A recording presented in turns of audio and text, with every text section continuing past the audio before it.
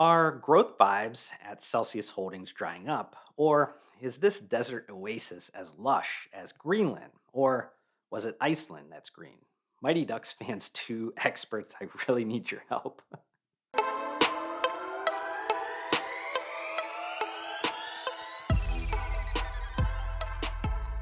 I'll get to some of my thoughts around that introductory question statement a bit later in this content, but as I normally do with my quarterly financial content of publicly traded functional CPG brands, I will use the recently filed earnings report, notes I took from listening to the earnings conference call, and any relevant publicly disclosed news. In this case, it's the 2023 quarter one period ending March 31st, of 2023 for Celsius Holdings to obviously update you on the performance of the Celsius energy drinks, but also use it as a backdrop to discuss market insights within the broader energy beverage category.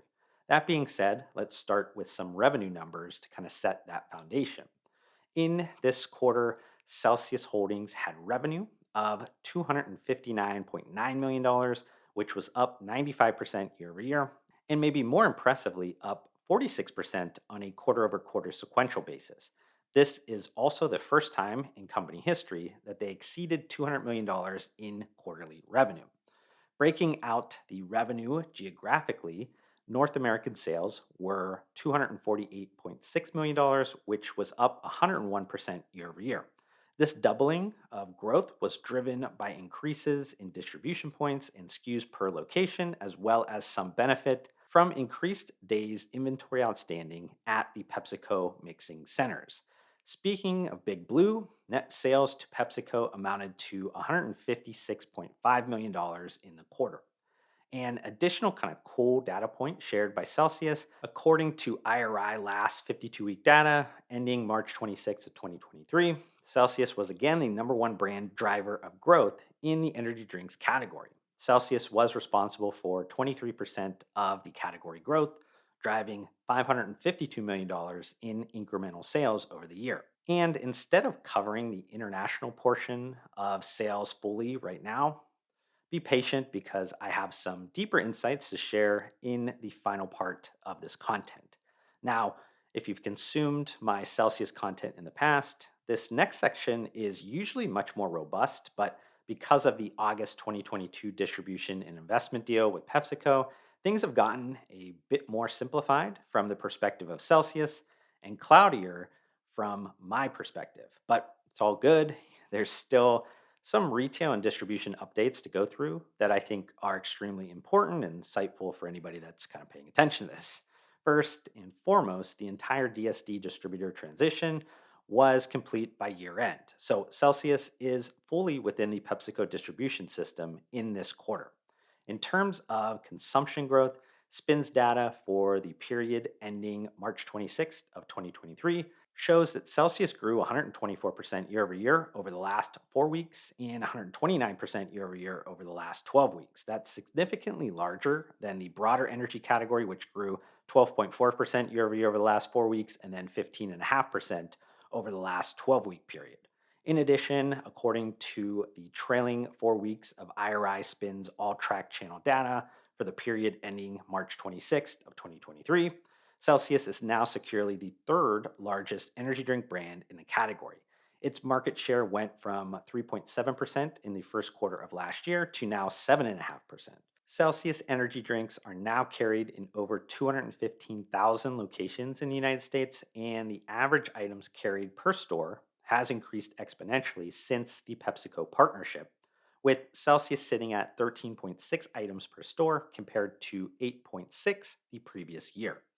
All of that leads us to the brand's all commodity volume percentage now being just over 95% compared to slightly under 70% in the previous year. Additionally, in the convenience stores, which, as you know, is the granddaddy of them all in terms of the sales channel for energy drinks, Celsius has seen its ACV increase to 93.4%, which is absurdly up on a year over year comparative basis from last year. CEO John Feldley noted that the company was quite amazed at how quickly the ACV has come together. Internally, they believed that it would take potentially another 12 to 18 months to get to that 95% ACV. So, with the current velocity numbers, better placements in locations, and potentially getting to like 15 to 17 items per store by the end of the year, Celsius could be looking at 10% market share in the energy drinks category. One last note on positive traction at Celsius, and I'm a big believer that you must win in your backyard first to have any meaningful chance at replicating that nationally in the future. And Celsius is doing that with IRI track channel data for the last 4 weeks showing 21.7% market share in Miami. Now, moving on to a kind of sales channel I always want to mention, and that is e commerce and specifically Amazon. I know I kind of sound like a broken record, but my belief is that the digital channel is the next frontier of beverage retailing, and having a long term integrated sales channel strategy needs to be centered around it. This has been an area of huge strength for Celsius Holdings over the last few years, so they totally understand what I'm talking about. They are now firmly the second best selling energy drink brand on Amazon behind only Monster Energy.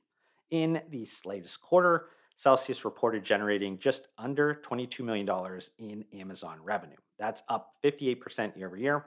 And it means that Amazon accounts for almost 8.5% of the total Celsius Holdings revenue, which is quite impressive for a beverage brand. Another kind of alt channel I wanted to highlight was food service, which now makes up about 10% of the energy drink brand's total revenue. Celsius is seeing growth opportunities in the food service channel as they've expanded to over 3,000 colleges and healthcare locations in the United States. They also are driving authorizations with key PepsiCo customers, such as the travel brands like Marriott and Hilton, plus airport segment and casinos, which are all incremental to the brand. The other sales channel I wanted to give some additional color to is within the wholesale clubs like Costco, Sam's Club, and BJ's Wholesale. In this quarter, Celsius sold $46.5 million in energy drinks through the club channel, which is up 77% year over year. Specifically, Costco accounted for 13% of the total Celsius revenue in this first quarter. That's a lot of energy drinks being sold through wholesale clubs, but I think there's substantial runway in the club channel left for Celsius. It could be about $250 million in 2023, which does have some margin impacts, though, to Celsius, as gross margins are typically lower because of the channel's pricing model, but also that costs are a tad higher with irregular pack sizes. Next, I want to shift into covering an SG&A area that I briefly mentioned in the last Celsius quarterly content. With all of the sales growth, Celsius must find balance in marketing initiatives as they level up. Everyone knows they have cash, a big name behind them, and a desire to keep public markets happy with growth. That mix can be a money pit if not managed right. In this quarter, Celsius had marketing and advertising expenses of approximately $31 million, which was up more than double from their prior year. Again, I'm not here to really nitpick spends, so instead, let me focus on two areas that I potentially see as positives going forward. When I was scrolling Instagram the other day, I noticed Celsius was promoting a university program. I've built a few of these programs for consulting clients, so I can tell you that these types of grassroots marketing efforts can be extremely rewarding, especially when you consider what I mentioned before about food service and Celsius growing extensively in some of those university accounts. But if you don't believe me, just ask Red Bull that invented this college marketing program decades ago. Additionally, Celsius Holdings inked a deal with Formula One's Ferrari team. Being a part of really like motorsports marketing is like a badge of honor for these energy drink brands, kind of telling everybody that they've arrived.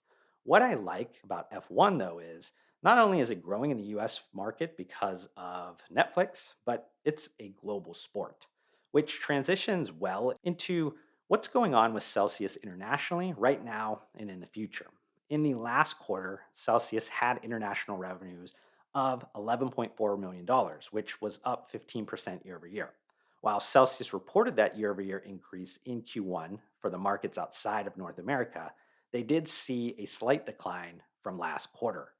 I've mentioned this a few times in previous content, but this hasn't been smooth sailing for the energy drink brand that did acquire its Nordic distributor in late 2019 and formed a joint venture with its Chinese partner. With rocky elements coming from the global supply chain, geopolitical tensions, and the strong US dollar, Celsius has smartly kind of focused his attention and resources on fueling the insane growth within the domestic market. But that's going to start changing soon, or at least that's what I predict. For one, PepsiCo is the energy drink brand's preferred global distributor, with PepsiCo being the second biggest in terms of beverage distribution globally. There's significant opportunities to capitalize on that global scale. The first largest global beverage distributor is obviously Coca Cola. And if you kind of look at how it helps Monster Energy, international sales make up 37% of that brand's total revenue. Now, it's kind of apples to oranges comparison because Monster Energy has a collection of internationally specific brands for those markets, but international makes up only 4.4% of the total Celsius revenue. So, regardless of not having like any cheaper portfolio brand options for those international markets, even a decent go to market strategy in the different markets that are popular for energy drinks should yield strong results in 2024 with the help of PepsiCo. Well, I hope you enjoyed this YouTube video. If you did, consider hitting the like button to support me. Also, help me get to my new short term goal of 3,000 subscribers by hitting that subscribe button. I'd love to see you join me on this journey, but we need to fix the fact that basically 80% of you that are watching this YouTube video right now are not subscribed to my channel, and that makes me extremely sad. But I do want to thank you for tuning in, and I'll see you in the next one.